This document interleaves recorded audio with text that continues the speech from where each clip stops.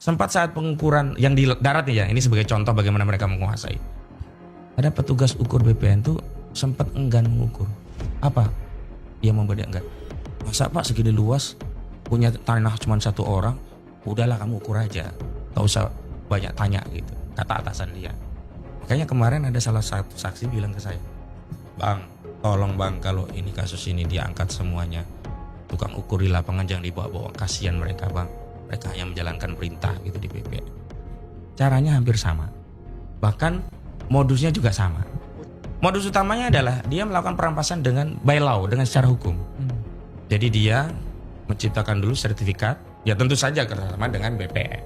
Makanya kalau ada orang ingin tahu di mana sih akar masalah mafia tanah, ya di BPN. Assalamualaikum warahmatullahi wabarakatuh. Teman-teman, jumpa lagi di channel ini, channel yang ingin terus-menerus meninggikan, memperluas, dan meningkatkan kewarasan.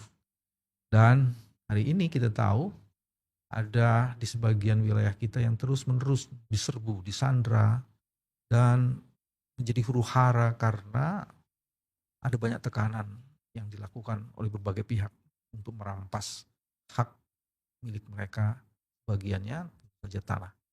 Dan yang paling menarik perhatian publik sampai sekarang soal PIK 2. Alhamdulillah ada penjaga kewarasan, penggawa kewarasan yang hari ini hadir bersama saya, Mas Ahmad. Namamu sebenarnya siapa lengkapnya? Ahmad Khozinuddin. Khozinuddin, jadi Iya. mesti kho ya. Ya, kalau mau fasih Khozin. Khozin. Iya. Artinya? Kata kakek itu mutiaranya agama, penjaganya agama. Iya. Jadi kalau Mas Ahmad ini sangat serius untuk menangani masalah-masalah ketidakadilan, karena itu refleksi dari namanya sebenarnya. Mudah-mudahan doa dari orang tua. Amin. Amin. Mas, Ya. kemarin di sebagian berita tuh Anda mau dianiaya atau apa ya? Oh lah, insiden lapangan Insiden biasa lah aja. itu. Iya, insiden lapangan. Kenapa insiden itu muncul? Karena Ada pemaksaan pihak-pihak tertentu terhadap hak warga negara untuk menyampaikan pendapat di muka umum. Termasuk hak setiap warga negara untuk menggunakan akses publik berupa jalan. Jadi lengkapnya kan begini, kemarin itu kan kami mendapatkan undangan untuk aksi di Banten, tepatnya di Desa Muncung, Kecamatan Koronjo, Kabupaten Tangerang. Aksi jadwalnya jam 9. Kemudian delegasi Jakarta itu kan koordinator Bang Marwan Batubara. Saya memang diminta oleh Bang Marwan nanti kumpul di satu titik tertentu. Bareng-bareng nanti dengan warga, ada jawara dan sebagainya. Hanya karena saya ada agenda lain, saya pamit, saya langsung saja. Karena juga belum sarapan, kami mau mampirlah di warung Padang dulu. Dan memang kenyataannya begitu, kita mampir dulu. di sana ada warung Padang, bukan warung Ada Tegal. ternyata iya. Masih di sudut pun ada itu ya nasi Padang itu. Luar biasa. Tapi ke Padangnya sendiri gak ketemu kita nasi Padang. Iya. Warung Tegal malah nggak ada di situ ya. Warung Sunda gitu kan. Iya betul. Terus Mas. Nah terus saya lihat tinjauan lokasi biasa. Saya tidak menuju terus parinda. Saya lewati dulu lokasi yang mau dituju sebagai tempat aksi. Ya ini tempat pengurukan proyek Pantai Indah Kapuk 2. Yang di pengurukan itu kan tersambung sampai ke Kali Malang yang Kali Malang itu 3 kilometernya sudah diuruk. Padahal lebarnya 20 meter begitu. 20 meter kali 3 kilometer. Iya yang sudah diuruk. Ya. Nah saya lanjut taruh kendaraan, saya lihat dari jauh. Oh situasi sudah kondusif, banyak peserta. Ada aparat penegak hukum pakai seragam lengkap. Berarti aman dong kita hadir lebih awal. Karena kan saya selalu tergengging setiap ada agenda itu teringat firman Allah Subhanahu wa taala, ya ayyuhalladzina amanu aufu bil uqud, wahai orang-orang beriman, penuhilah akad-akad itu. Jadi on time itu bagian dari memenuhi akad. Kalau lewat berarti kita cedera akad. Saya hadir on time, meninjau lokasi, ya tiba-tiba ada preman nanya, "Kemana nih?" Ya, saya jalan ninjau. Terjadi caci maki dan sebagainya. Awalnya saya anggap biasa, tapi begitu dia bilang provokasi dan sebagainya, bangkit pula lah ini gairah kita. Kita kan anak STM dulu. Jengkel juga kan kita dimaki-maki di depan publik. Terjadilah proses balas membalas. Walau saya sudah takar, ini nggak berani. Itu kan preman-preman bayaran. Dia tahu ini banyak polisi. Paling ya cuman gertak-gertak ya terjadi begitu-begitulah. Oke. Sebenarnya yang dilakukan yang terjadi pada Mas Ahmad tidak seberapa dibandingkan dengan fakta sesungguhnya. Betul. Perampasan dan perampokan hak-hak rakyat yang ada di sana. Ya. Ini advokasi kasus itu udah berapa lama? Katanya udah masukin gugatan ya. Jadi kan sebenarnya dasar kita advokasi itu kan awalnya kita mendampingi Bang Said Didu saat dipanggil panggilan kedua di Polres Tangerang. Oke. Karena pada akhirnya Bang Said Didu kan tidak bisa menyembunyikan kasus ini. Kalau panggilan pertama kan silent. Nah panggilan kedua itulah seluruh tokoh kita karena Bang Abraham Samad datang, Bang Refli Harun, banyak tokoh lah hadir. Nah waktu itu kita punya target kalau Bang Said Didu bisa pulang, paling tidak langkah advokasi kita berhasil. Memang begitu guys. Formilnya kan Bang Gufron dan kawan-kawan yang mendampingi. Secara material saya mengkonsolidasi tokoh-tokoh dan sebagainya untuk mengumpulkan tanda tangan dan sebagainya. Termasuk mengkonsolidasi masa-masa. Karena saat itu kan kita kasih panggung itu. Semua bisa orasi live terus itu. Terus kita edarkan berita jaminan, surat jaminan. Jaga-jaga kalau itu nantinya ditahan gitu. Ada sekitar 150-an jaminan dari seluruh peserta dan tokoh-tokoh saat itu. Nah qadarullah alhamdulillah bisa pulang. Nah setelah itu ada narasi demikian nih, jangan sampai perjuangan melawan oligarki perampas tanah ini seolah-olah perjuangan seorang Said Didu. Maka harus kita delivery ini menjadi perjuangan publik, perjuangan masyarakat. Paling tidak masyarakat Banten dan umumnya rakyat Indonesia. Gitu. Nah sejak itulah kemudian kita membuat upaya agar ini menjadi perjuangan publik gitu loh. Nah, salah satunya kami kemudian mempertimbangkan untuk menggugat perdata.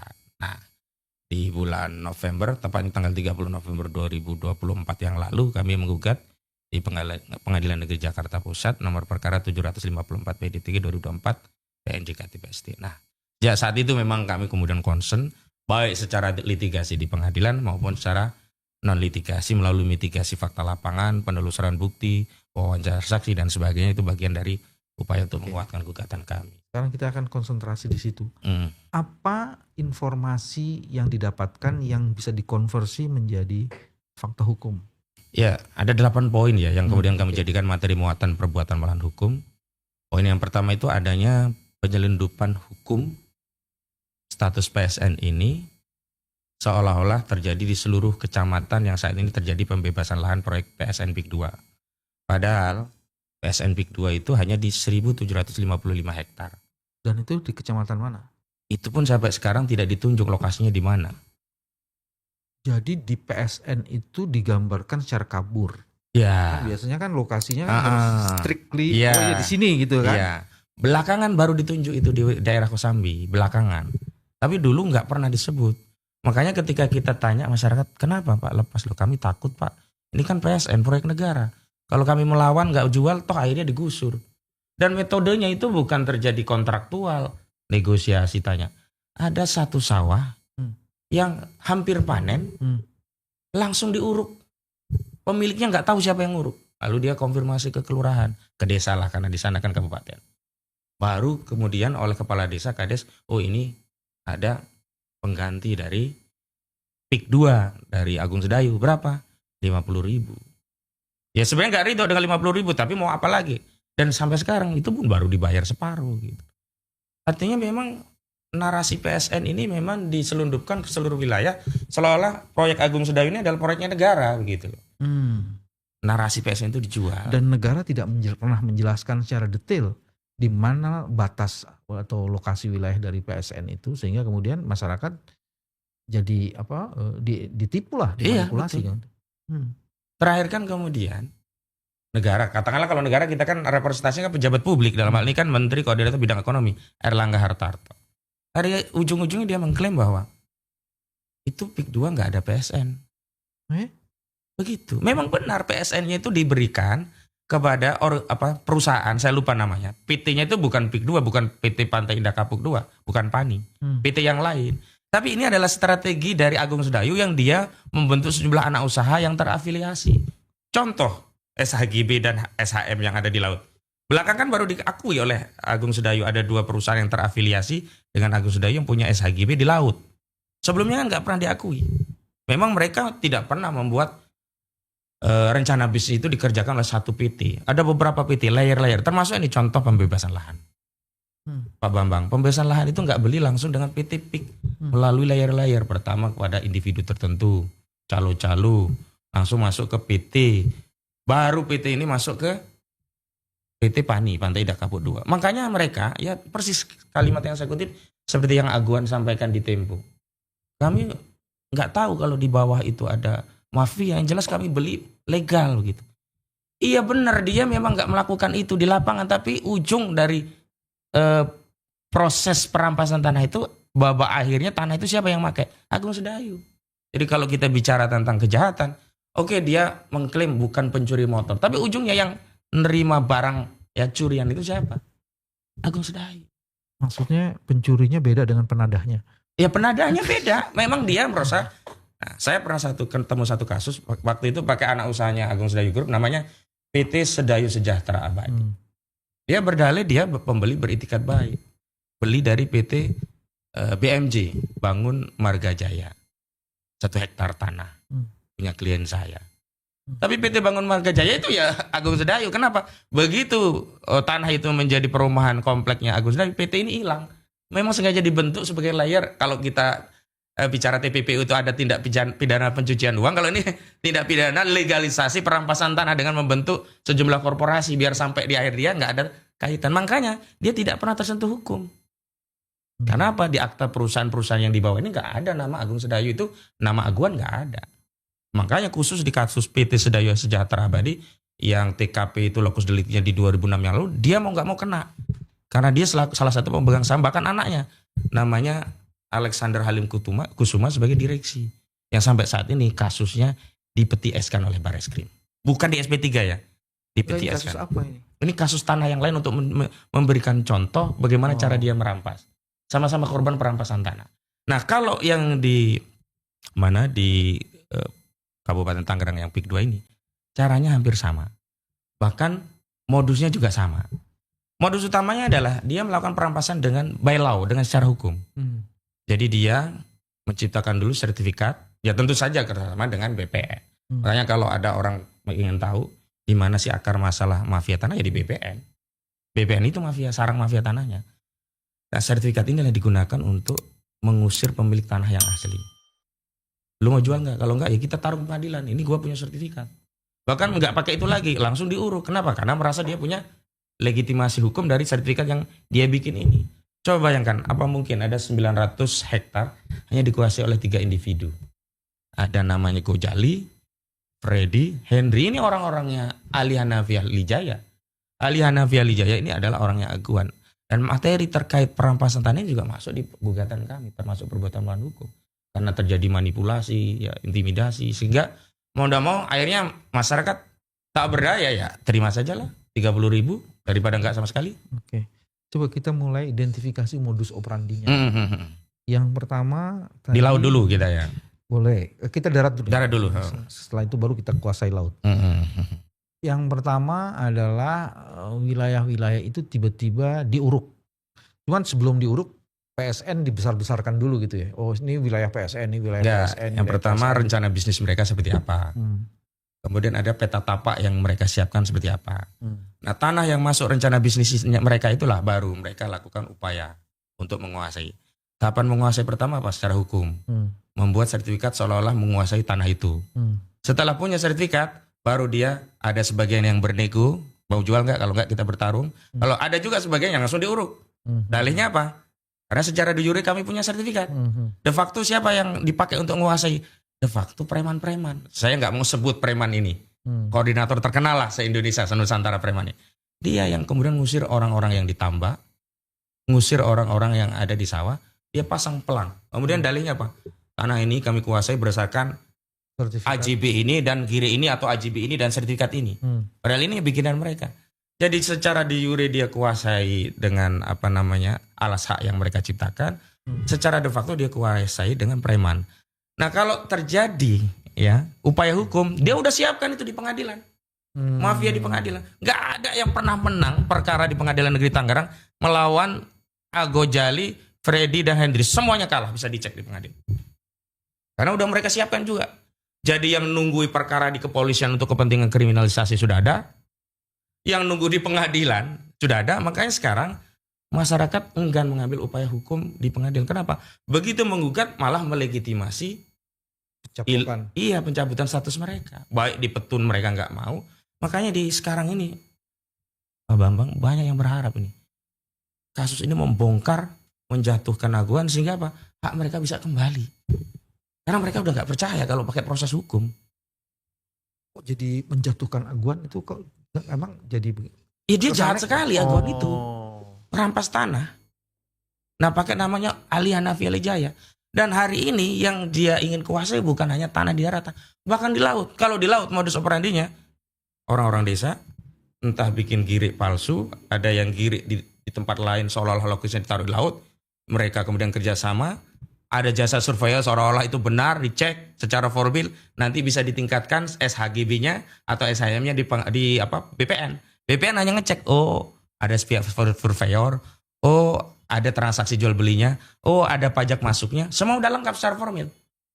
Nah ada satu kejadian, saya dapat keterangan dari saksi.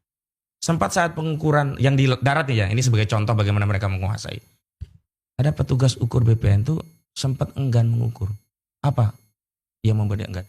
Masa Pak segini luas, punya tanah cuma satu orang, udahlah kamu ukur aja. Gak usah banyak tanya gitu, kata atasan dia.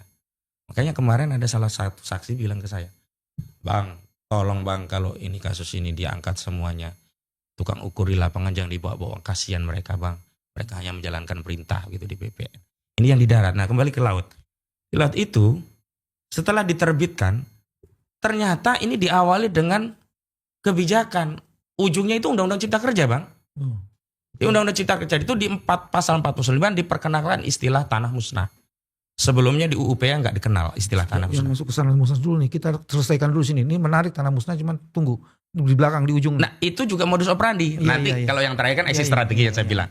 Nah modus operandi dibuat kebijakan, diperkenalkan istilah tanah musnah.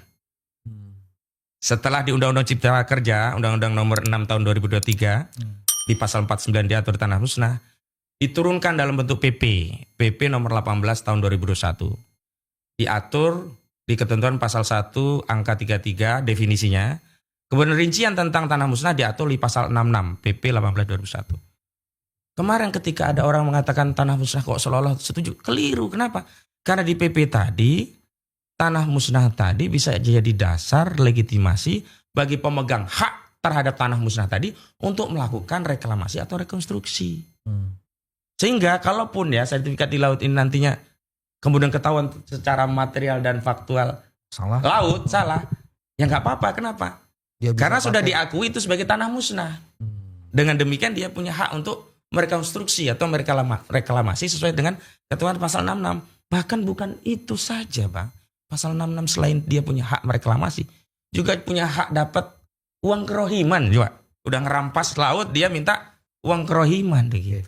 Saya mau berhenti di situ dulu, saya coba nyimpulin. Pertama, kejahatan yang paling sistematik, terlengkap, dan well prepared itu terjadi di wilayah yang disebut sebagai wilayah yang diberikan PSN untuk PIK 2. Gitu ya. Betul. Jadi itu hampir seluruh modus operandi kejahatan itu bisa terjadi di situ.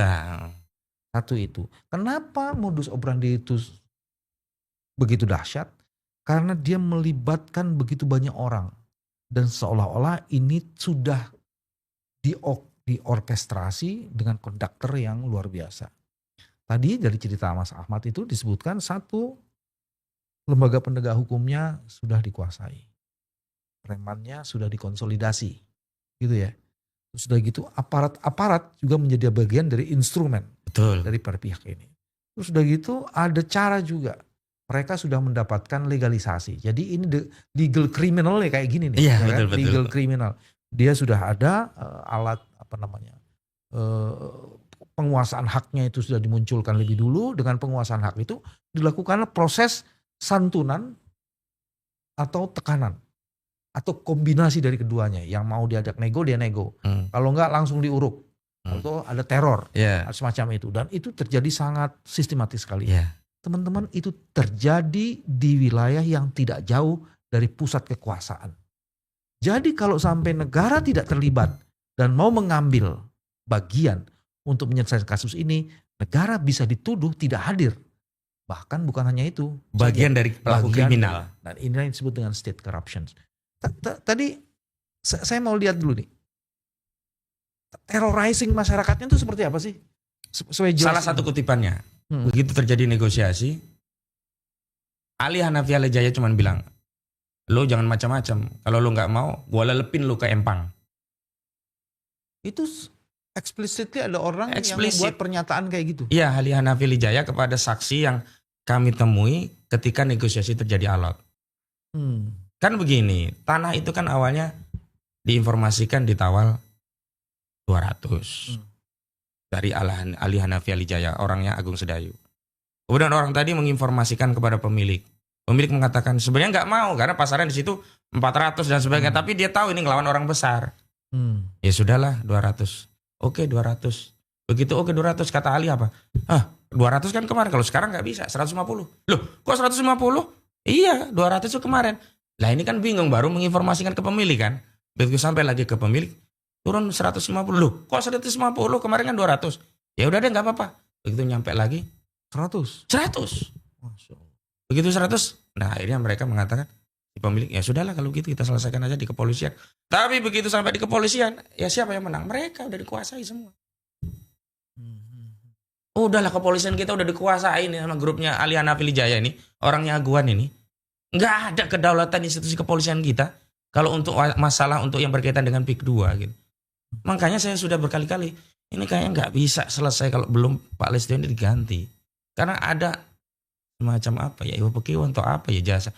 Kan pernah ada riwayat Makobrimob di PIK 2 itu dibangun berdasarkan tanah hibah dari Agung Sedayu. Apa nggak kejauhan untuk Pak Listio tiba-tiba ditarik masuk di situ? Iya, karena sekarang kapolnya Pak Listio. Coba Bang bayangkan sampai hari ini, jangankan aktor intelektualnya, aktor pemagarnya saja nggak ketemu. Ini udah 3 pekan loh kita dengan sumber daya yang luar biasa. Biasanya kasus terorisme sebentar udah ketahuan. Oh ini sel sana, sel sini, jaringan ini, jaringan sana gitu. Ini udah 3 pekan Bang. Oke. Apa bentuk terrorizing lainnya yang Teroris yang lainnya? Yang Ada yang 6 bulan nggak berhasil nego, ditongkrongin rumahnya. Akhirnya karena sampai 6 bulan ini dilepas. Preman yang nongkrongin kan? Preman. Bukan aparat kan, preman. Bukan. Aparat itu nanti digunakan kalau sudah terjadi kriminalisasi, nah dipakai lah. Ditekan, akhirnya terjadi transaksi. Ada juga yang kuat, nggak mau transaksi. Ya masuk dulu, ada yang 3 tahun. Misalnya kan Agus Gunawan. Itu orang Tanjung Pasir. Kena 3 tahun dia. Jadi sudah banyak juga yang dikriminalisasi. Insya Allah Pak Bambang coba turun deh. Saya jadi dengar ceritanya tuh ngeri. Ini apa di Indonesia atau di negara antah berantah gitu loh. Sekarang ini kenapa mereka baru berani bersuara? Karena melihat banyak sekali dukungan, banyak yang bersuara, banyak yang berani. Sebelumnya mereka mencekam. Sampai mohon maaf, saya tidak sebut nama ya. Dulu ada seorang aktivis membela mereka semangat. Di ujung-ujung aktivis ini pindah ikut membela Aguan. Jadi awal-awal ketemu kami itu juga ngedon, khawatir. Ini jangan-jangan berjuang sama aja kayak kemarin gitu loh. Sampai mereka melakukan evaluasi dan penilaian selama beberapa hari sampai beberapa bulan. Ya udah kan kami udah 2 bulan lebih sekarang. Akhirnya ini bangkit lagi. Terutama kiai-kiainya di sana. Misalkan kami kan nggak hanya mengkonsolidasi wilayah, tapi termasuk sampai ke tokoh-tokoh ulama yang kami datang ke Sultan Banten, Kiai Haji Fathul Adim, tokoh-tokoh pergerakan. Dan sekarang suasana kebatinan di sana dan situasinya itu sudah merasa bahwa mereka dijajah Banten ini. Sampai waktu kami ke Kesultanan Banten itu ada spanduk besar mengatakan gini redaksinya. Banten bukan Singapura dan tidak akan pernah menjadi Singapura. Karena terakhir statement Nono Sampurna memang ingin membangun PIK 2 itu seperti Singapura gitu. Jadi kalau saya mau dibangun seperti Singapura kah, seperti Dubai gak ada masalah sepanjang asas industri properti itu dibangun secara legal, secara benar. Tapi kalau asas industri produksi dibangun dengan merampas tanah rakyat, merampas tanah negara yakni laut, siapa yang mau menerima pembangunan model begitu gitu? Ini kalau dilanjutin dengan kesadaran masyarakat yang sudah naik, meningkat, itu kan pasti mereka akan menggunakan jurus baru kan. Nah, kira-kira apa tuh jurusnya? Jurus baru itu indikatornya diantaranya terbaca pada statement 2 menteri. Oke. 1 menteri ATR Kepala BPN Nusron Wahid. Coba kita sekarang bahas itu. Ya, yang kedua Menteri Sakti Wahyu Trenggono. Yang pertama, ya. Saat datang ke desa Kehot, Nusron Wahid videonya viral, menyatakan demikian. Saya nggak mau berdebat dengan kepala desa, ini saya Arsin kan. Apakah itu dulunya tambak atau apapun itu, tapi faktanya sekarang secara faktual dan material tanah ini sudah menjadi laut. Berarti apa? Tanah musnah. Clear? Seolah-olah kan benar. Padahal tanah itu tidak pernah menjadi laut, dari dulu laut. Dari dulu emang nggak ada tanah. Dan itu bisa dicek melalui indikator satelit citra kan? Iya. Nah ketika membenarkan dengan terminologi tanah musnah, berarti mengakui apa yang dulu sebelumnya tambak. Dan sudah musnah. Nah kalau sudah musnah, ada hak reklamasi. Ada hak uang ganti rugi, uang kerohiman. Diatur di mana? Di pasal 66. Nah Pasal 66 Undang-Undang PP-nya Bang, ini rinciannya. PP nomor 18 tahun 2001, nanti dicek. itu turunan dari Undang-Undang Cipta Undang-Undang Kerja. Cipta Kerja. Di belit pertanahannya. Di Undang-Undang Cipta Kerja itu ada di pasal 49-nya pintunya. 49. Jadi 49, nanti di definisi PP itu ada satu angka 33. Lalu hak tentang reklamasi atau rekonstruksi ada di pasal 66. Kesalahan kita kan orang Indonesia kalau baca itu kan hanya pasal 1 ya. Padahal ekor pasalnya ini justru membuka celah bagi mereka untuk melakukan Jadi reklamasi. manipulasi dan kejahatan yang dilakukan sebelumnya dengan menimbulkan sertifikat, sekarang seolah-olah Akan dilegitimasi dengan dilegitimasi. terminologi tanah musnah. Dan itu juga sama yang disampaikan oleh Menteri Sakti Wahyu Trenggono saat dia podcast dengan Akbar Faisal and Sensor. Dikatakan itu kan tanah musnah, udah selesai, nggak ada. Jadi apa haknya? Nggak ada di situ. Iya kalau kita hanya baca bahwa tanah musnah itu hilang hak keperdataannya. Tetapi di pasal berikutnya, ayat berikutnya pasal 66 itu orang yang punya hak yang tanahnya musnah diberi hak untuk melakukan rekonstruksi atau reklamasi. Sekarang pertanyaannya, siapa yang punya kemampuan kapasitas untuk melakukan reklamasi atau rekonstruksi laut? Apakah Pak Bambang, saya atau petani nelayan kecil-kecil? Enggak, di Indonesia itu raja reklamasi aguan. Sudah jelas ini untuk kepentingannya aguan. Oh, perusahaan yang punya sertifikat SHGB dari 263 dan 17 SHM itu diakui dua perusahaan itu adalah anak usaha Agung Sedayu Group. Desainnya begitu. Jadi tanah musnah itu adalah rekayasa legal engineering untuk Proses memberikan reklamasi. justifikasi terhadap reklamasi itu. Dan itu artinya meniadakan atau memutihkan kejahatan yang dulu terjadi. Yang sebelumnya terjadi. Harusnya itu tidak dianggap sebagai tanah musnah. Memang tidak ada tanah di situ, sejak dulu laut.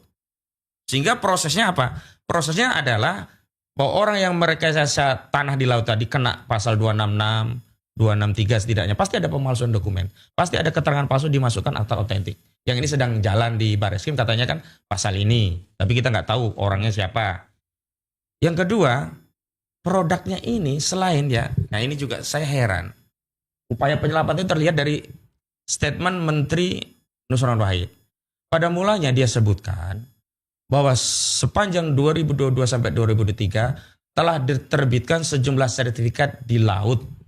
Ada 263 SHGB, ada 17 SHM. Clear. Nah, ketika dia melakukan verifikasi ternyata kenapa hanya 50 yang dibatalkan. Sisanya berdalih karena dia tidak punya kewenangan contrarius actus lebih dari 5 tahun, maka dia harus minta fatwa dari Mahkamah Agung. Padahal sebelumnya dia sebutkan rentangnya 2022-2023. Dan ini nyambung karena PP-nya sebelumnya 2021. Dan nyambung juga dengan pagar laut untuk mengokupasi wilayah laut tadi untuk nantinya dijadikan reklamasi daratan. Karena menurut citra satelit pagar itu baru muncul 2022. Nah kalau ada klaim 2014 itu klaim. Nggak saintifik. Yang saintifik itu adalah apa yang data yang secara ilmiah bisa kita tunjukkan pada publik. Pagar laut itu 2022 mulainya. Data Google Earth itu menyatakan begitu. Mulai terlihat. Kalau Pak Hartarto itu apa ininya kaitannya dengan Oh, nah ini rangkaiannya kan dalam konteks kebijakan. Dulu kan kebijakan itu oleh presiden yang memberikan status PSR. Tapi produk hukumnya kan bukan lewat PP atau Perpres. Lewat peraturan Menteri Koordinator Bidang Ekonomi. Yang lampirannya itulah dimasukkan PSN ini begitu. PSN PIK gitu ya. Iya begitu. Dan disitulah kemudian juga terjadi dari awal memang kejahatan itu sempurna dan ingin ditutupi kan. Iya betul. Itu diberikan kepada satu korporasi yang tidak berkaitan dengan Agung Sedayu, gitu kan? Bukan, ini perkorporasi bagian dari Agung Sedayu, tapi namanya bukan Agung Sedayu, sehingga bisa berdalih itu bukan kami loh, gitu loh. Oke. Terus tadi katanya ada banyak aset-aset milik negara yang kemudian itu juga diambil alih kayak sungai tadi itu. Nah, Ada iya. lagi nggak yang lain? Sungai, jalan itu jalan desa ada, ya tergantung jalannya nanti aksesnya ada jalan desa yang jelas. Dan kemudian kalau laut kan ada yang itu menjadi common public atau bahasa lainnya itu kan public property ya. Sama lah, common public atau public property. Intinya itu milik barang-barang yang negara punya kewenangan mengelola. Termasuk laut ini. Dan hutan, Bang. Jadi PSN itu kan ternyata terletak di atas 1.500 hutan lindung yang belum terjadi konversi. Kan berarti dia jelas merampas wilayah hutan lindung dijadikan PSN bagi Agung Sedayu Big 2 ini. Yang dulu itu juga begitu, Bang. Awalnya kan mereka membangun narasi ini. Menteri ATR katanya begini. Saya akan mengubah caranya 2 alternatif solusi untuk melegitimasi PSN yang kacau ini yang melanggar hukum karena di atas lahan hutan lindung. Yang pertama, perubahan peruntukan lahan lindung menjadi hutan konversi itu kewenangan di Menteri ATR. Yang kedua, perubahan rencana tata ruang dari wilayah baik di tingkat kabupaten ataupun provinsi. Nusron menyatakan, saya belum mengambil tindakan apapun karena tidak ada yang masuk permohonan terkait itu. Lah kan waktu itu kami protes. Kalau ada sesuatu yang melanggar hukum, harusnya yang melanggarnya ditindak. Bukan negara memberi fasilitas untuk melegitimasi itu gitu loh. Ya, tapi kan ini memang kelakuannya gitu. Sawit 2,3 hektar, 2,3 juta hektar Diputihkan. ya, kemudian diputihkan. Nah sekarang gini, ini tadi Mas Ahmad mengatakan sudah mengajukan ke pengadilan. Ya, Ada gugatan perbuatan melawan hukum. Pihak yang digugat siapa? Ada 8 dan 1 turut tergugat. Tergugat pertama yang kami gugat Aguan Sugianto Kusumo. Kedua Antoni Salim. Ketiga PT Pantai Indah Kapuk atau PANI. Keempat PT Kukuh Mandiri Lestari. Kelima Joko Widodo. Keenam Erlangga Hartarto. Ketujuh Surta Wijaya. Kedelapan Mas Kota. Dan yang kesembilan turut tergugat adalah Kementerian Keuangan. Kepentingannya untuk menerima pembayaran karena kami menggugat dengan ganti rugi 616,2 triliun rupiah yang dibayarkan kepada negara melalui Kementerian Keuangan. Jadi fungsi Kementerian Keuangan yang menerima bayaran dari ganti rugi tadi. Ini seluruh penyebutan nama pada seseorang yang berkaitan langsung dengan orang itu, sebenarnya itu juga karena di dalam gugatan udah disebutkan gitu. Sudah. Dan ada reasonnya. Kenapa kami gugat Aguan dan Antoni Salim? Karena 2 orang ini yang punya saham mayoritas di PT Pantai Indah Kapuk melalui 2 unit usahanya, Agung Sedayu Group dan Salim Group. Logikanya adalah demikian. Siapa yang paling mendapatkan keuntungan paling besar, benefit paling besar dalam sebuah perseroan? Pemegang saham dong ya. Nah, ketika ada kesalahan, ya pemegang saham juga harus diberi pertanggungjawaban atas imbas atau andil dia punya saham di situ. Itu alasan dari sisi legal. Kemudian dari sisi hukum perseroan kan kalau perbuatan melawan hukum itu melibatkan korporasi dan ada kesalahan korporasi kan tanggung jawabnya bisa melampaui apa yang ada pada organ pengendali perseroan, termasuk pemegang sahamnya, bukan hanya direksi yang dipertanggungjawabkan. Jadi kita mau tarik semuanya. Nah, kenapa Jokowi sama Erlangga kita tarik secara pribadi? Karena kecenderungan begini, kalau yang selalu kita gugat jabatannya, ini orang pribadi yang bersalah ini bisa cuci tangan. Sementara pejabat baru seolah-olah jadi cuci piring, ini kesalahan lu. Kita harus tarik pribadinya karena dulu saat dia jadi presiden, dia yang menetapkan ini PSN. Erlangga dulu saat jadi menteri, walaupun sekarang tetap menteri yang sama begitu. Dulu dia yang harus dipertanggungjawabkan. Makanya Erlangga Hartarto ngeri juga saya punya pejabat seperti dia. Nggak paham dong, kita gugat pribadi. Arah gugatan dialahkan ke alamat rumah dia pribadi. Kok waktu panggilan sidang kedua, sidang pertama dia nggak datang. Sidang kedua datang, yang datang dari Kementerian Koordinator Bidang Ekonomi. Dapat surat tugas. Ya kita tolak lah, apa urusannya dengan Kementerian Ekonomi. Lalu oleh hakim, ini loh Pak, dikasih tuh. Ya, kayak diajari dari Kementerian Ekonomi. Ini loh gugatannya pribadi, alamatnya pribadi. Jadi surat kuasa ya harus dari pribadi Pak Erlangga. Bukan dari surat tugas Kementerian Keuangan. Karena ini bukan tugas negara, ini bukan urusan negara. Kamu nggak bilang lu penyalahgunaan jabatan? Udahlah, teriak-teriak itu biasa. Bahkan kita bilang, lu goblok amat sih kira-kira begitu kan. Gak ngerti amat. Cuman kan pejabat kita begitu. Gak peduli dengan suara di masyarakat. Bodoh amat lah, yang penting punya kewenangan begitu loh. Coba sekarang mereka, apa yang mereka lakukan untuk menyelesaikan persoalan yang sudah kisruh ini? Diam aja mereka. Sekarang ada beberapa fakta kan di lapangan. Satu, proses ini masih terus berjalan. Terus. Artinya terrorizing juga kemungkinan Oh, besar kalau yang terjadi. teror sudah agak turun banyak Sudah sekarang. turun. Banyak. Makanya sekarang berani bersuara. Oke. Saksi-saksi kan sekarang mau diambil keterangan, divideokan untuk Ya. kepentingan pembuktian di persidangan dan juga kepentingan untuk meluruskan narasi di tengah masyarakat. Karena kan sekarang banyak orang nggak ngerti apa-apa ikut ngomong kayak Abu Janda. Pak Prabowo pagar ini dibuat oleh nelayan, jangan percaya Pak Prabowo kalau dibuat. Itu kan ngerusak itu. Nah makanya ada dua kepentingan. Selain kami siapkan untuk di pengadilan, kami edarkan juga di publik agar tahu. Oke. Masalah tanah ditutup pun mereka nggak ngakui. Tanah apa tadi? Tanah kota apa sungai di Uruk pun dibantah, kan kebangetan. Oke. Makanya kita buat video di atas sungai yang di Uruk. Oke, jadi terrorizing sudah tidak terjadi dengan cukup masif, tapi masih ada. Masih. Terus kedua, sekarang kemungkinan besar itu akan diubah peta masalahnya, konfliknya menjadi konflik horizontal karena ada kelompok-kelompok lain Ya. yang dihidupkan Dihidupkan, dan dibiayai Iya betul. untuk betul. menghidupkan ini. Betul, Untuk betul. mengatasi itu apa? Ya kami tentu saja meminta negara hadir kan. Kita ini kan rakyat. Oke. Kita nggak punya kewenangan, nggak punya senjata, nggak punya kewenangan. Oke. Setelah itu yang ketiga, akan ada media-media yang melakukan counter attack Mm-mm. bahwa itu nggak benar. Jadi akan ada perang nih di media ini dan mereka punya kemampuan besar kan untuk memproduksi berbagai macam berita, cerita untuk di media sosial. Kalau sekarang udah kalah mereka. Seluruh media mainstream pun sekarang sudah bicara kebenaran. Saya hadir di beberapa TV, di Bang Karni Ilyas, di ILC saya juga hadir. Dan semua narasi mereka semua terbantahkan sekarang. Kenapa? Karena ada keterlibatan publik seolah-olah ini perkara mereka dan mereka bersuara di sosial media. Gak kebendung ini Bang. Gak kebendung. Oh mereka langsung bikin video sendiri. Saat dampak daripada PIK itu pengurukan ada banjir, mereka juga video banjirnya mereka. Ini gara-gara PIK nih kami banjir. Kalau gitu sebenarnya melalui channel ini kita juga bisa Nah ini membantu juga alhamdulillah ini. menghimbau begini, menghimbau seluruh masyarakat yang merasa dirugikan. Maka dia harus mengemukakan itu Betul. melalui media-media sosial. Betul. Jadi dengan begitu masivitas informasi bahwa kejahatan itu sudah berlangsung secara sistematis, Betul. itu terjadi. Betul. Terus yang lainnya, kan ada pemain-pemain yang sebagiannya itu adalah bagian dari kekuasaan. Mereka bekerja secara sistemik. Ada kepala desa di situ, ada aparat di situ, ada ASN di situ. Untuk yang itu gimana tuh?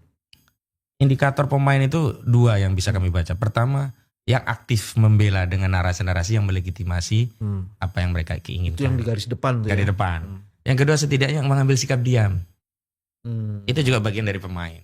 Karena kalau dia bukan pemain pasti dia bersuara. Karena nggak mungkin nurani yang nggak terusik dengan melihat orang yang tanahnya dirampas, nggak dibayar.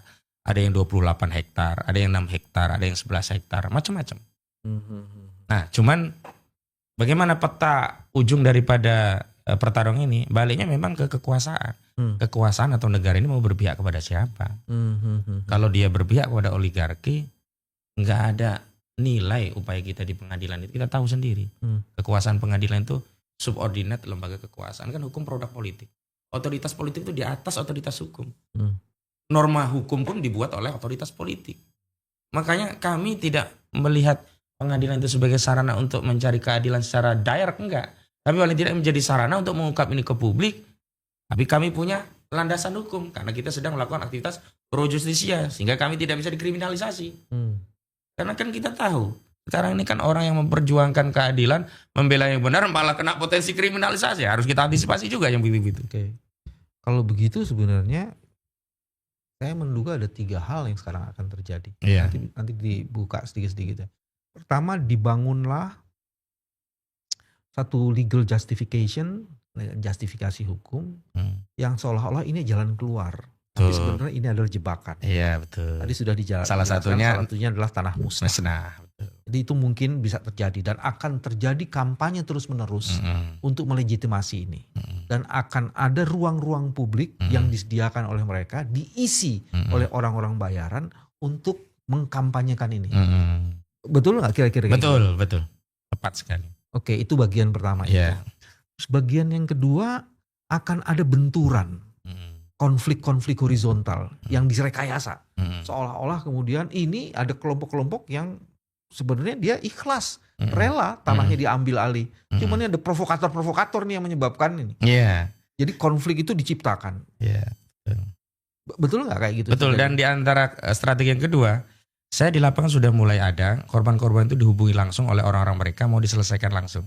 Saya bilang begini, kalau dia mau, maksudnya apa diselesaikan langsung? ya yang belum dibayar-bayar tadi. Oh, yang tadinya tanahnya dari Iya, 200.000 Iya, betul. jadi 150 jadi 100.000. Betul. Saya bilang begini, kalau mau diselesaikan dibayar itu rezeki kalian, silahkan. Saya bilang begitu. Tapi kalau setelah itu kalian bikin video, jangan, berarti kalian berkhianat pada yang lainnya. Karena kalian setelah terima duit, kalian memikirkan diri sendiri, tapi nggak memikirkan yang lainnya. Terima, diam, silahkan. Tapi kalau terima ikut, terima kasih Agung Sedayu, kami sudah, itu pengkhianat itu jadi antek itu. Kami antisipasi semuanya, Bang. Karena nggak mau. Sempat beberapa kali saya dihubungi untuk ketemu dengan korporasinya. Saya kan nggak mau. Saya sudah bilang begini, hari ini saya hanya mau diselesaikan oleh negara. Gak mau saya dibawa kendali korporasi. Kalau korporasi yang menyelesaikan, ya untuk kepentingan korporasi, Bang. Gak mungkin dia berpikir untuk semuanya. Dan saya gak mau juga, ada orang-orang beberapa merintil nih minta lewat saya diselesaikan. Kalian ini tahu saya punya kepentingan pribadi, sedangkan kita sedang memikirkan kepentingan rakyat semuanya. Kalau ini yang merintil maju, begitu mereka selesai, saya nemui, ini pasti udah nggak mikirin yang lainnya. Itu karakter kita kan begitu. Begitu kepentingannya selesai kan nggak mau berjuang. Nah saya nggak mau gitu. Saya mau fokus dulu negara hadir. Begitu segera negara setelah hadir, melakukan audit menyeluruh, negara yang menjadi mediator untuk menyelesaikan, nah salah. Itu aman begitu. Yang ketiga, proses ini akan di slow down. Diulur-ulur. Dibuat sampai lupa. Sampai napasnya habis. Ya, dia bilang, oke saya ambil alih. Ya, cuma ambil alih, cuman nggak pernah diselesaikan. juga. Iya. Jadi membuat seluruh proses ini mengalami turn down, Iya. turun, Iya. sehingga kemudian tidak mendapatkan perhatian publik lagi, Iya. dan kemudian ciptakanlah masalah-masalah Yang baru baru. yang akan menutup kasus ini. Kayak gitu juga nggak sih terjadi itu? Dan hari ini kan sebenarnya sudah terjadi kayak melon. Gas melon itu kan masalah dibikin sendiri, selesaiin sendiri. Dibikin sendiri apa? Bikin aturan nggak boleh diecer. Begitu rame kembali boleh ngecer. Itu masalah dibikin-bikin sendiri, bukan masalah yang timbul karena keadaan ya. Masalah dibikin-bikin sendiri, diselesaikan sendiri, jadi pahlawan sendiri gitu loh. Ini memang diantara yang umum atau menjadi semacam template ya kalau menghadapi kasus-kasus besar kan begitu, pengalihan dengan beberapa kasus receh. Kemudian nanti akan ditarik masalah yang misalnya radikalisme dan sebagainya, itu biasalah. Tapi kan begini, kami bersyukur sejak era sesmed terbuka. Nah, meminjam istilahnya Mas Bambang ya, kewarasan publik itu yang akan memverifikasi semua informasi. Apalagi banyak yang menjadi korban. Umumnya orang yang menjadi korban atau orang yang empati dengan korban gak akan diam dengan narasi yang gak sejalan dengan nuraninya. Dia akan berjuang, mengcounter. Nah fungsi kami itu adalah mendorong, mendelivery masalah ini menjadi masalah publik sehingga yang membela itu bukan kami saja tapi seluruh masyarakat dengan caranya. Ada ya dengan like, share, komentar. Kan sekarang semua ya kalau lihat video-video yang pro Agung Sedayu itu udah habis diajar sama netizen kita. Untuk terobosan, breakthrough, apa yang mesti dilakukan negara? Kita kan harus keluar dengan satu solusi itu atau alternatif penyelesaian. Iya. Apa yang mesti dilakukan? Saya sudah sampaikan berulang kali. Yang pertama kalau udah begini hentikan semuanya dulu. Oke, moratorium Ya. seluruh proses itu. Nah setelah itu lakukan audit menyeluruh. Oke. Audit kinerja, audit keuangan, termasuk audit hukum. Kemudian selesaikan sesuai dengan apa yang menjadi hak-hak rakyat. Kalau rakyat ya memang ridho tanahnya dijual, ya selesaikan. Tapi kalau nggak ridho, kembalikan. Kalau pengembang mau membangun sesuatu, rakyat tadinya tidak ridho, kemudian dia menawarkan lebih besar, kemudian rakyat ridho, nggak apa-apa. Karena yang namanya perampasan itu kan terjadi karena apa? Mengambil tanah milik orang lain tanpa keridhoan. Itu definisi perampasan yang kami sampaikan kepada masyarakat. Mengambil tanah milik orang lain tanpa keridhoan. Baik tidak ridho karena harga, apalagi tidak dibayar harga. Artinya kalau keridhoan itu kembali, misalkan harganya dikembalikan, ya kami serahkan kepada pemilik tanah. Tapi audit hukum tetap harus jalan. Siapa yang salah, yang menipu, yang ngambil laut dan sebagainya tetap harus diproses hukum. Oke. Boleh diminum. Boleh, terima kasih. Jangan lupa kalau bersemangat terus lupa minum. Iya, terima kasih. Aku minum dulu. Begitu. Breakthrough ini diperlukan, cuman kan harus ada instrumennya. Kalau tadi mau dilakukan audit, assessment ataupun apapun namanya, itu sebaiknya dilakukan oleh task force yang bersifat Nah. ad hoc dan khusus atau diserahkan kepada instansi-instansi. Enggak percaya udah harus task force dan melibatkan banyak instrumen. Jadi dibangunlah Pihak-pihak. task force. Jadi ini sekaligus minta nih sama Pak Prabowo, betul Pak betul. Prabowo, Heeh. bikinlah task force yang isinya itu adalah stakeholders Ya, betul. dan kemudian memberikan job description yang jelas Betul. dan dilengkapi oleh expertise yang dibutuhkan Betul. untuk melakukan assessment atau Betul. due diligence Betul. atau audit terhadap seluruh masalah itu. Betul. Dan jadikan ini adalah salah satu laboratorium Mm-mm. penyelesaian masalah-masalah sosial sehingga kemudian ini bisa dipakai untuk menyelesaikan masalah-masalah Di lain tempat lain di ya. tempat lain. Betul.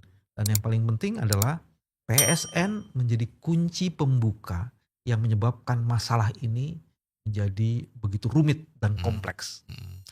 Nanti saya sih punya bayangan ada penyelesaian dari sisi faktanya, ada penyelesaian dari sisi regulasinya. Dan kalau kita runut regulasi, memang biang keroknya di Undang-Undang Cipta Kerja.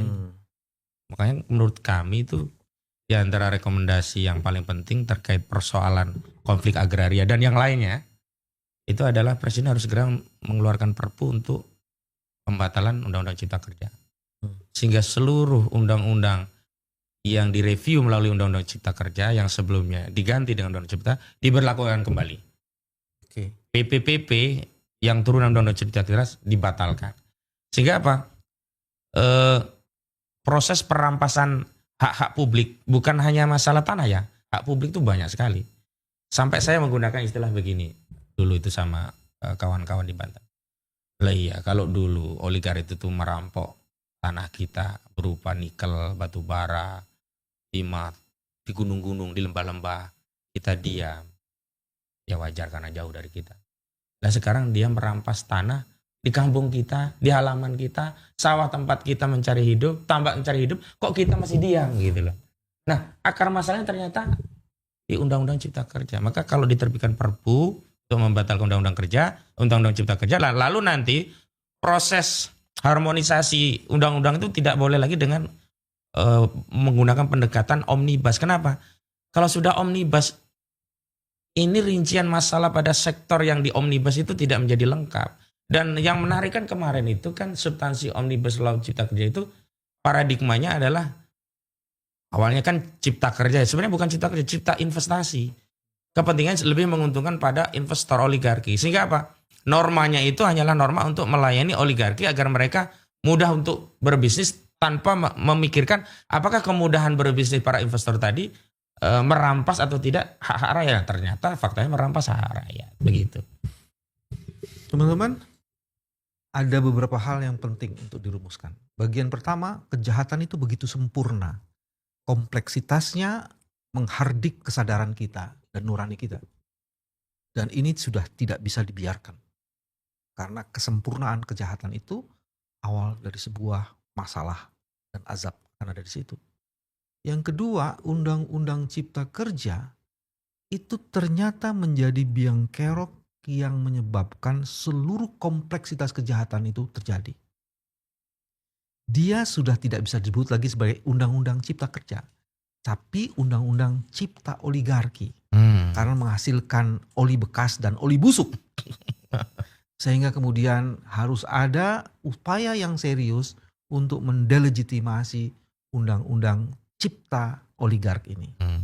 Terus yang ketiga, harus ada satu upaya yang menghadirkan negara.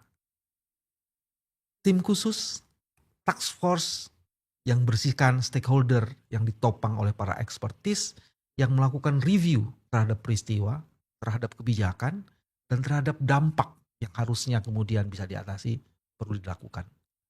Inilah cara kami menjaga kewarasan, karena hanya dengan kewarasan, harapan bisa kita jemput. Masya Allah. Selamat datang orang-orang waras. Allahu Akbar. Terima kasih. Assalamualaikum Waalaikumsalam warahmatullahi wabarakatuh.